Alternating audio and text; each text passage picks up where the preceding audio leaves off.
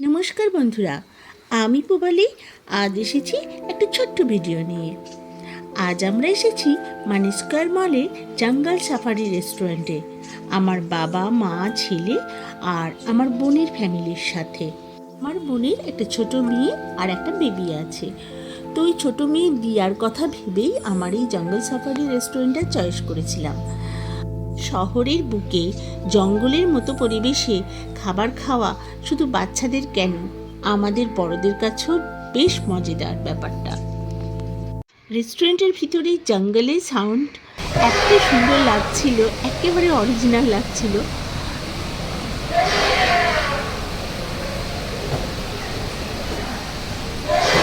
জঙ্গল গেছো?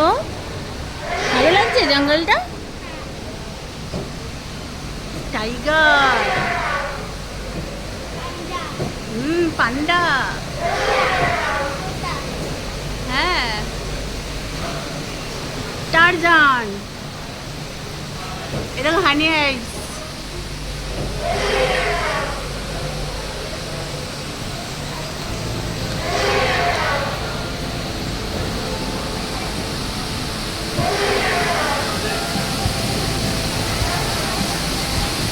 লাইনগুলো খুব সুন্দর, সুন্দরভাবে সাজানো জঙ্গল দিয়ে।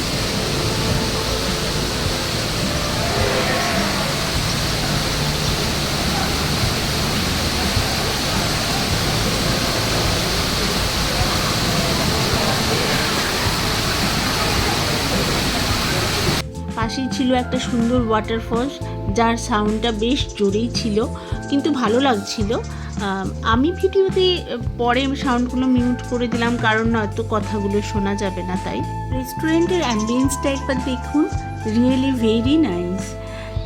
এইবার আমরা খাবার অর্ডার দিলাম। প্রথমে আমরা নিলাম কাঁচা আম শিকঞ্জি উইথ লেমন, আর স্টার্টারে নিলাম মুর্গ আফগানি মালাই টিক্কা কাবাব, আর ধোঁয়াদার লাল টিক্কা, যেটাকে বলা হচ্ছে grilled chicken with smoked peppers, আর একটা আলুর একটা আইটেম ছিল, পটেটো চিজ সামথিং। আমি এত শক্ত শক্ত নামগুলো ছিল, আমার নামগুলো সত্যি কিছু মনে নেই আর। যাই হোক, আর মেন কোর্সে নিয়েছিলাম বাটার নান, বিরিয়ানি, লখনৌ বিরিয়ানি ছিল, আর ছিল পনিরের একটা আইটেম, আর চিকেন লাবাবদার।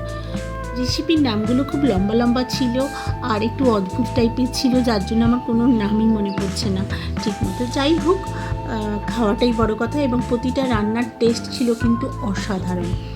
আমি বলতে ভুলেই গেছি যে এর মধ্যে কিন্তু একটা সুন্দর ট্রি হাউস ব্যাপারও আছে, ওপরে উঠেও বসে আপনারা খেতে পারেন।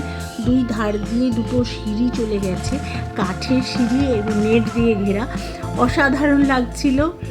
আমি এর আগেও একবার এই রেস্টুরেন্টে এসেছিলাম, তখন আমার মনে আছে এই ট্রি হাউসের উপরে বসেছিলাম। আগের বার যখন এসেছিলাম সেই দিনটা ছিল আমাদের ম্যারেজ অ্যানিভার্সারি।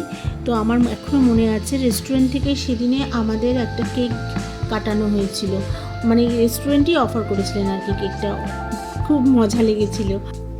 বাইপাসে মানি স্কোয়ার মলে 4th ফ্লোরে এই রেস্টুরেন্টটা আছে।